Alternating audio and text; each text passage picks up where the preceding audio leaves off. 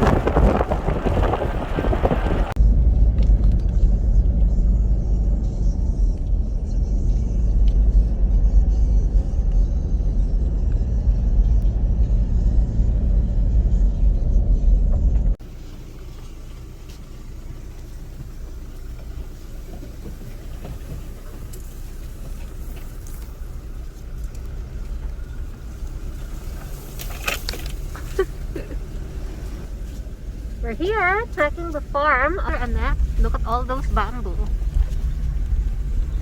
So medyo may rough road. And according to Dr. Annette's husband, she's been starting into distillation. Nag-brew na raw siya. So we're very much excited to witness how she distills her oil hydrosol. So ayan, ang daming bamboo around us. Look at that. And I saw on her website, she has a lot of different species of bamboos. Ayan, may cow. So cute. Moo, moo. And we're here. Okay. That was in the 60s, and he was the only one doing that. But he passed away early, so his equipment is in my memory. So when we moved to this farm, I said, aside from bamboo, why not do citronella? From citronella, it went to tea and so many things, and now hydrosol. Wow. So it was just a matter of fun. Evolution. He's my brother, sir. Please come up. Hey, ma'am. Hello, you're part of... And I'm with Lou. Hi. Shall we? Yay! Derby! Finally! Oh, hi! Field trip ng APA. Okay, field trip na. Next time, madami na tayo. Correct. Yay! Ay, ito nga. Insulin.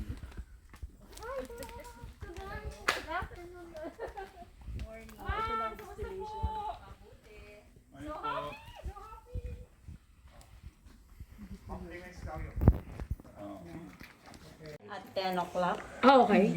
So at 11, it's about 850 ml. And I will only do 4 liters. So you can compute ahead of time? Yes. Yeah. This is our bamboo farm. We have a collection of 80 species of bamboo. Really? Wow. You collected this from different regions, or it was here when you... From different countries. Oh. So this is just like a gene bank for bamboo.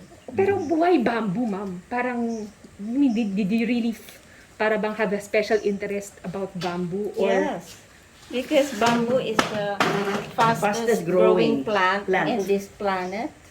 You save forests. Because syempre, people need money, income, and instead of cutting trees, you can use bamboo because bamboo is a substitute for timber. Construction. Yeah, for construction. Yeah, so we've started doing bamboo research since the late 80s. Yeah, and I was the national coordinator of the first Philippine Bamboo Conference in the Philippines in 1995. And from there we formed the Philippine Bamboo Foundation. So we are the incorporators of the Philippine Bamboo Foundation. But it's really a struggle because bamboo is considered non-timber forest product. Yes. And And now- you follow the policies on forest products. Correct. But it's not easy for farmers to get cutting permits because most of our bamboos come from natural stands. Not like in China, they have 10 million hectares of bamboo. India has more than 6 million. Vietnam has 1.4 million. We only have 72,000 hectares, and that's not yet properly inventoried. So that's a big problem. So in Vietnam, we lived there for 10 years. I had a bamboo furniture factory in Vietnam, and also I was a consultant of USAID. And we did benchmarking of China. What's wrong with our system? Why we cannot be at par? Yes. Because we found out they have a pre-processing model. Okay. Pre-processing model is they have bamboo villages, and from there you already do the pre-processing. So halimbawa, the middle cam, the tips, the base, go to one factory already, the leaves, and they have 90 to 99% utilization. Our process is very wasteful. We use only 30 to 50% of bamboo pole, and the leaves are wasted, are considered waste materials. That's why I focused on bamboo leaves. So the ano po, hydrosol is coming from bamboo leaves. Yes, Fresh po o dried or very fresh. very fresh? Kasi pag dried, wala nang no more Wala. moisture. Wala na yung cellular Oo nga. properties, cellular water, Yeah. and the properties are lost. Yes. I found in research UN na the dried bamboo leaves can be used for yung material for mushroom growing. Yeah. That's It can Substrate. also be Substrate, used for teas. Hmm? Yeah, Bamboo I na. make bamboo tea, but iba kasi yung, syempre, because you do steam distillation, Yes. you're only able to extract the volatile Yes. compounds. Yes. You're not able to extract the flavonoids, the antioxidants. So when you see people claiming that bamboo hydrosol has vitamins and minerals, that's not true. Fake pala yun. Fake news. So those nutrients po they die off or namamatay sila pagka nainitan, no? Or evaporate. Hindi naman, pero meron sa tinga, they're extracted by heat, yung flavonoids, di ba? But they're not extracted by steam. Kasi steam to eh. Oo, so Tama. ito steam, extract mo yung active compounds. It passes through a condenser. Right. So it's steam, and then when it passes through the condenser, di malamig, magiging liquid siya ulit. Ito po yung ano, no? Nandun. Yung condenser nyo Okay na yan, is the okay big na. one? The Or bigger The table. condenser is here. Okay lang. that Kasi one? others. Yeah, we can look at it on that. Ala. Doon po. It's a foil condenser. So that's where it cools off. Yeah, you need water, cold Covers kayo. water, so pag nagiging mainit na siya, you just have to Add water. add cold water, Oo. di ba? Okay. And then, para ma-save yung water, I collect it and then I put it back when it's Yes, already yes. has cooled off. So the pipes po are on that drum all copper. are circulating. You can go around there so you can see Yeah, it you can better. see it from here. Yan, circulating siya. So that when it goes down, nag-condense na siya. Yes, then it will drip out there. So everything is steamed here po, di ba? That's right. Steam, somewhere dyan magkukup. Steam, pagdating dyan, it cools Okay, down slowly. and then turns back into liquid and she collects it there. And the water, we don't want to waste water. You put it back and then If it's cold, you then just go, put it back. It doesn't have to be naman very cold. But just to circulate it. I was wondering po, kasi di ba you have to put water here. Yes. Is it purified water or what is Well, filtered water? I have lang? my answer to that, but better you ask. It's- Very technical about It's this. distilled water. Distilled water. Okay. Kasi what we have in the farm, ano lang, deep well. That's filtration. So, Pwede naman. Pwede po yun. Siyempre, filtered naman. pero ano lang, 3 stages na nabibili mo sa mall na ano, Na filtered. filtration. Kasi depende. Ako pag nag-extract ako ng essential oil from my citronella or I use the water from the tap, the water. Okay? Yung water namin dito, we have a source, we have running water, but it's not filtered. Yes, yes. Okay, siyempre, you can never You cannot filter prevent everything, that yung there's mahal. frog there or so, Yes, and then, but for washing, ganun. Yes. I mean, I even use it for bathing, no Yes, problem, yes. because it goes As through. long as you don't, Yeah, you don't drink it, okay? So, but for for everything, household basic use, things, okay, for me. First time lang po namin, first time lang namin makakita ng kasi sa pictures na namin nakikita po eh. YouTube. ganun. This is, what used to be here was my stainless steel extractor for my citronella, but we moved that somewhere else. Now it's the copper, okay? Because we used to have stainless steel copper there, and sometimes I'd be extracting and she would be extracting, depending on our time that we're here. What's the difference between getting a stainless yung copper steel? Well, copper is more expensive for me. Stainless is for citronella, Thai basil, Tanglan and Thai basil. Thai basil, we started it here, we just tried it. And very good. The yield is quite good, especially for summer. And nobody's You can doing Thai smell basil it. oil here. Wala nga po. Yeah, sure. Oh, wow. And taste it. Yeah, you can drink it. Yung pala yung ano, parang freshly cut grass. Ganun ang ano. Wala na. Kaya mo yan dito, grab. One lang. Ayun dito nakikita yun. Yung nabibideo. Sweet. Freshly cut grass. Grabe yun na nga. Pero may distinct na smell pa siya. Question, how many kilos of bamboo do you need to produce 4 liters?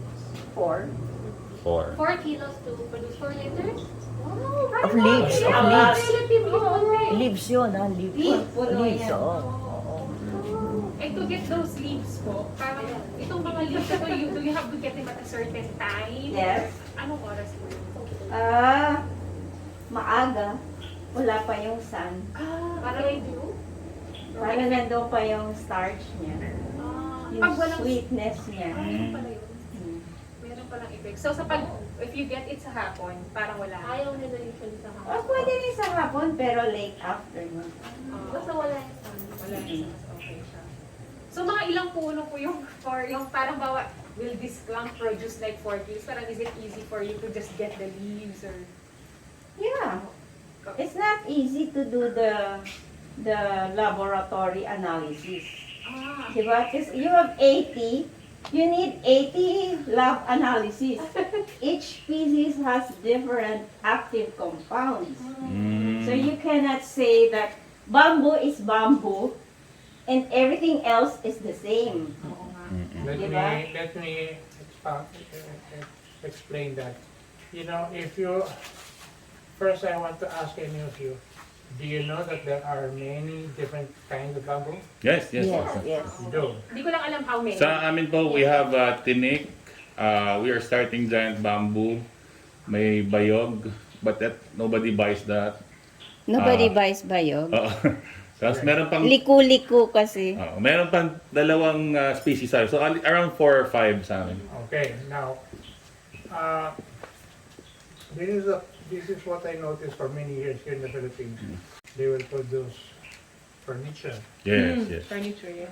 along the highway. Yes, Pasagas, baños, lahat. May bahay kubo, Yes, etc. po, etc. yes. They only know of one or two kinds of bamboo. Hawaii tinik o kaya yung botong yung nasa Quezon. Okay?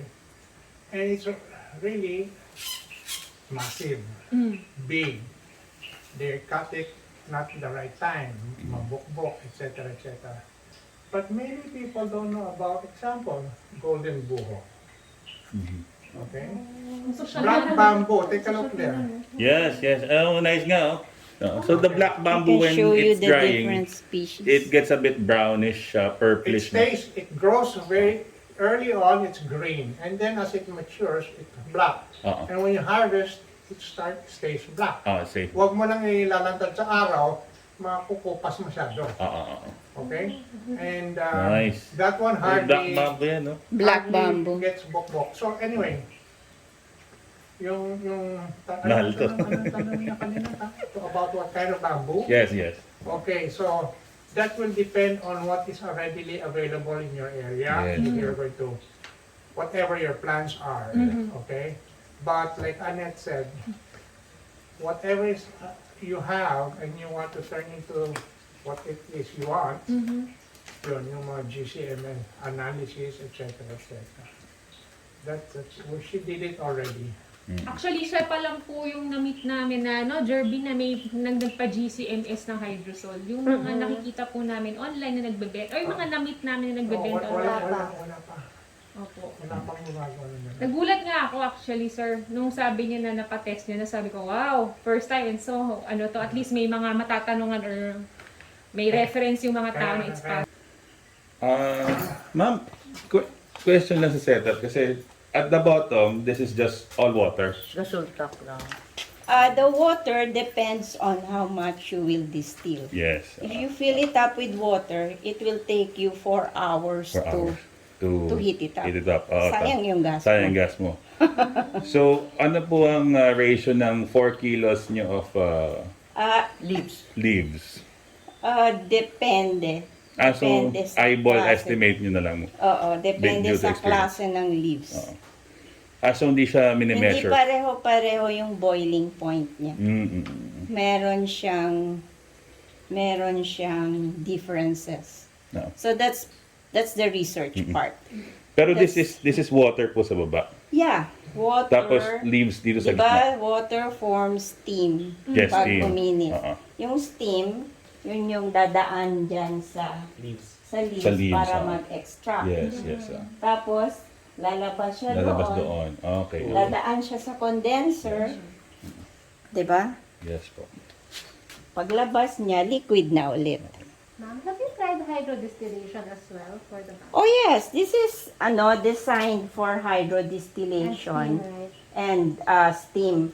Kasi there's like a divider You can here. remove this part. Yeah, no, you can put the divider, okay, and then you can put the materials together with the water. That's hydro. Pero bakit po pinili niyo yung steam? Is there a difference kapag hydro or steam sa yield? Bakit pinili ko? Kasi konti lang yung gagawin ko eh. I can choose to fill it up and make more. But I'm not going to make more because I'm just going to give you what I distill now. Kasi it's better fresh. Oo, kasi perfect. 'Di ba? You can extract from steam, or you can extract from water, or a combination of both. Hydro and steam.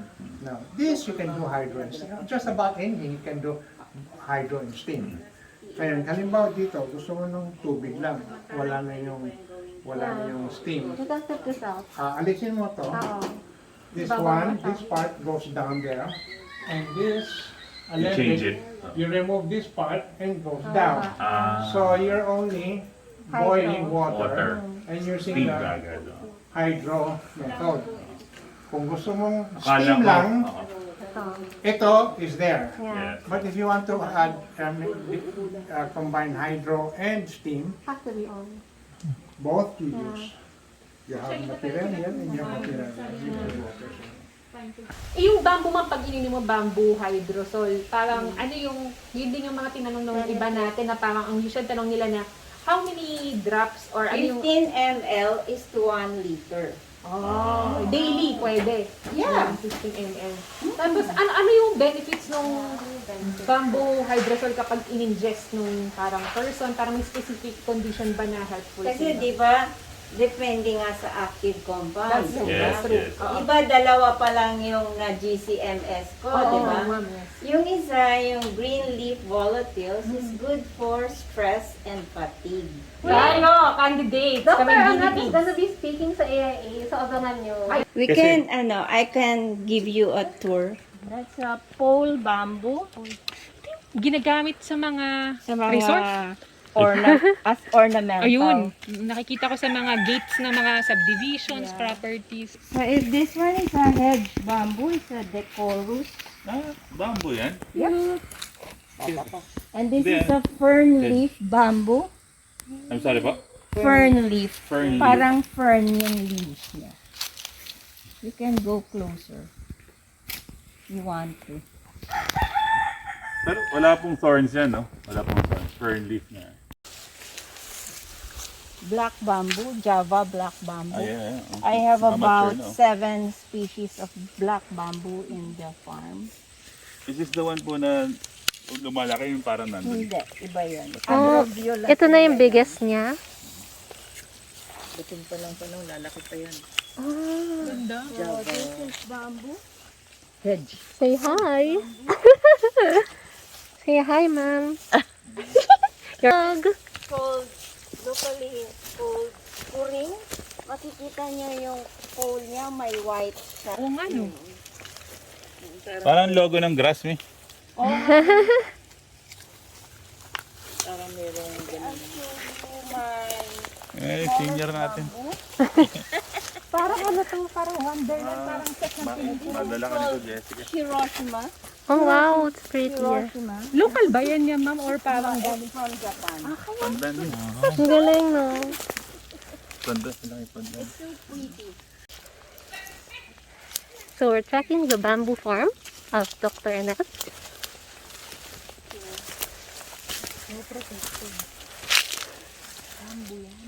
Cute! It's called Sasa. local po ito or No. Japanese din. Dwarf Buddha belly. Buddha belly? Makikita niyo yung... No, it's not. Dito siya. Ano, yung tita. Mm. Parang Buddha siya. Ganon-ganon. Interesting. Oh, exciting. Ang cute. Bukol-bukol siya. Saan naman tong country yan? Parang ano yan, Taiwan. Oh, wow. So, I'll show you the strongest bamboo in the world. Strongest? Guadua. Galing ba yung China, ma'am? Hindi, galing South America. Pero lumalaki siya ng mas malaki pa kesa dito. Wow. Oh, that's really huge in diameter. It's like my wrist. Pero palaki siya ng palaki. This is kasi Oh, wow. mga 3 years old. 3 years old pa lang to. Yep.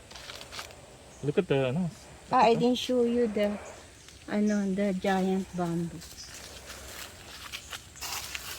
Ma'am, how many years po yung lifespan ng bamboo normal? 40 to 80 years. Oh, wow. Tagal.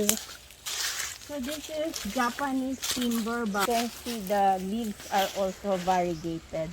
Mhm.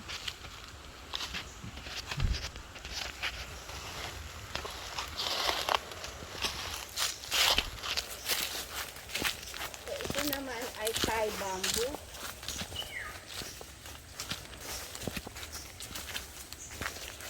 And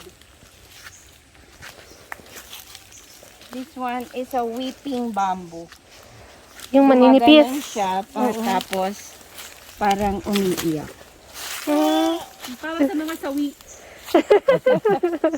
Makaka-relate kayo. Sorry.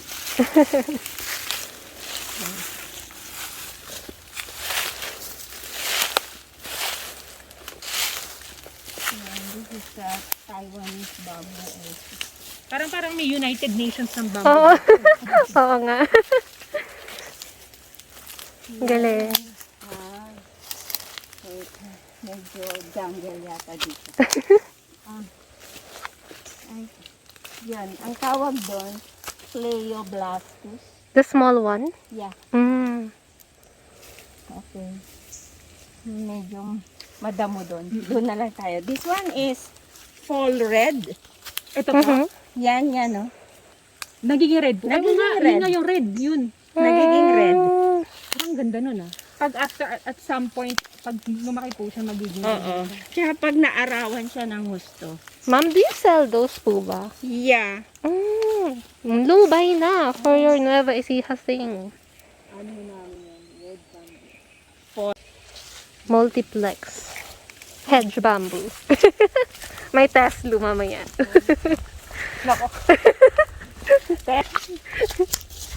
May assessment bago tayo umuwi. Ano ba yun? Grabe, oh, laki oh. Yang pa yan? Yan. Ang kanin lang. Oh wow! Yeah, this is young. Malaki Young pa sa legs. giant bamboo. That one. The big one na. Wow! Grabe, no? Galing.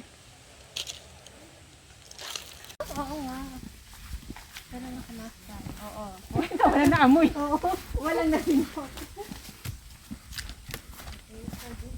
May blue, may red, may golden. May black. May black. Oo. Yan. Oh! Wow! One of the rarest. Nobody else has. From which country po ito? Which country po? Ang blue bamboo is... Wait, huh? I am not sure. Mm. Galing. Parang pag may ganyan ka sa ano mo, parang step into Wonderland. Oo, no? Forest nga. Bawat pag nagpa-prenup dito, bawat isang picture dyan. Creeping bamboo. Vine siya. Mm-mm. Wala masyadong leaves. Kasi hindi siya masyadong naaarawan. Kawawa naman. Ah, I see. Pero meron din siyang maraming po. leaves. Mm-mm. Galing. Chinese bamboo. Ito black din na tayo. Mami, yung mga rare bamboo, yung mga red, mas mahirap siyang patubuin or mahirap lang ma-acquire? Mahirap lang ma-acquire, pero pareho lang. So, ganyan yung multiplex pag lumalaki. Oo, ano, pang head siya ito yung head. Pang-head siya. So, ito, these are Chinese bamboo, mga Neocoporea. May black din na maliit. Pero magkaiba. Oo. Yan. You can take a picture here also. You want ng picture. Maganda yan. Diba? Green. Strongest bamboo in the world. Ito this is Australian bamboo. And this is giant bamboo also. Mm-mm.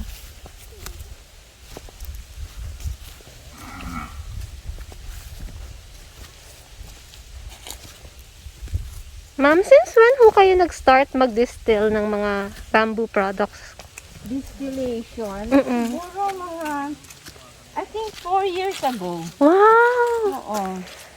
Ang galing. Tapos how did you parang come across with Miss Anne Harman po? Well, because I was originally doing essential oil. Then, I found out na one of the products also of steam distillation is hydrosol. Then I became interested on hydrosol because nga of para bang gentle nature, you can use it easily, anybody can use it, you can use it for beverages, diba? So, it has for me more uses and more sustainable because you need konting materials. To produce more. Oo, hindi kagaya nung essential oil. Yung Thai basil, mabuti ng 45 kilos, 200 ml. Mm. Diba? So, ganun, parang, wow, Wasteful. it's not so, Cost Efficient. Mm-mm. it's not Effort so versus yung yield. sustainable. Diba? So, Tsaka yung mga Pilipino po minsan hindi nga sinasabi namin na mas yung maganda sa hindi yung masyadong concern yung sa safety kasi gentle talaga siya. yeah. And yun nga, wala magawa ng hydrosol sa Pilipinas. That's why I decided, why shouldn't I do it? So my students, I asked them to do thesis on hydrosol, yung mga antibacterial effects. They use different species. Kaya, maganda rin yung may mga estudyante. Meron dito kasing bamboo na ang tawag, tuldoide. Ang ganda ng shoots niya. I don't know kung shoots pa rin. Or mature na. They mature so easily. I show you here lang yung mga black balaki. Tingnan natin yan.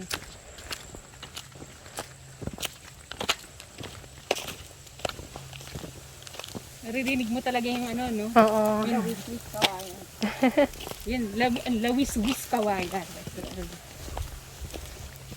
Ito na yung pinaka-nature trip ko for the entire quarantine.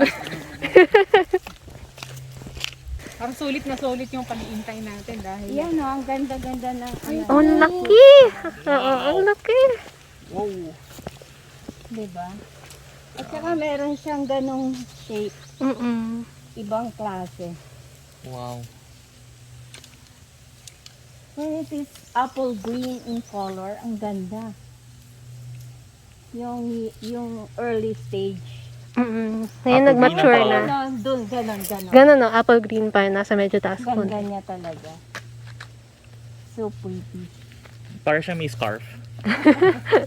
Yeah. So, ito yung mga black bamboo.